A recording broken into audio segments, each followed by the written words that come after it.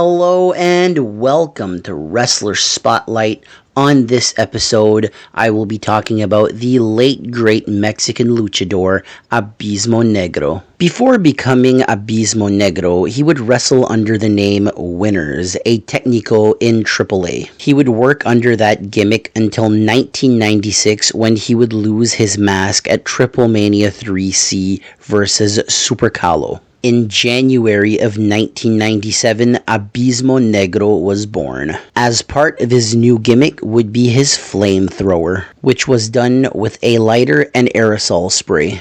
As Abismo Negro, he would also compete for the WWF. At this point in time in 1997, AAA and WWF had a working relationship. In 1997, Cibernetico would form Los Vipers with Abismo Negro, Psicosis 2, Mosco, and Hysteria. They would feud with the top technicos in AAA. On May 24th, 1998, Abismo Negro would win his first championship, the Mexican National Middleweight title. He would hold that title for 248 days, losing the title on January 27th, 1999 versus Espectro Jr. Electroshock would join Los Vipers and start teaming up with Abismo Negro. Together, they would win the Mexican National Tag Team titles 2 times. First winning them from Perro Aguayo and Perro Aguayo Jr. holding the titles for 189 days. They would lose these titles to Hathor and the Panther. Their second reign would start after they would win the titles back from Hathor and the Panther. They would hold the titles for 63 days before losing the titles to Hector Garza and Perro Aguayo Jr. Abismo Negro would be a part of the AAA versus Triple L storyline. In 2004, AAA and TNA would have a working relationship and Abismo Negro would be on TNA TV. Abismo Negro would be part of Team AAA in the American X Cup tournament, teaming up with Juventud Guerrera, Hector Garza, Mr. Aguila, and Heavy Metal. Team AAA would win the American X Cup. In 2005, Abismo Negro would become the leader of Los Vipers. There was also a rumor that Abismo Negro was going to jump to the rival CMLL. A lot of people felt that was the reason AAA created the Black Abyss character.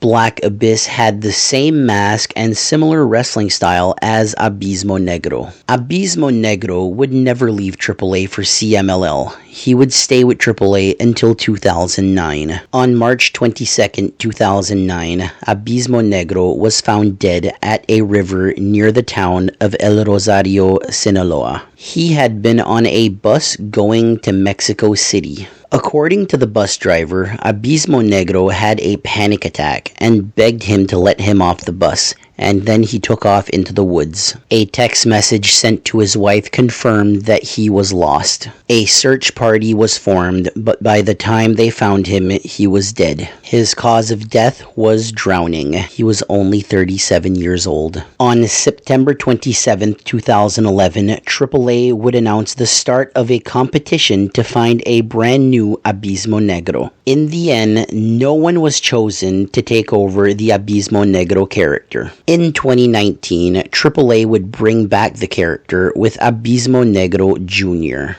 As of this recording, Abismo Negro Jr. is in a new stable called Los Vipers. And that was the story of Abismo Negro. Thank you very much for listening, and I will see you next week.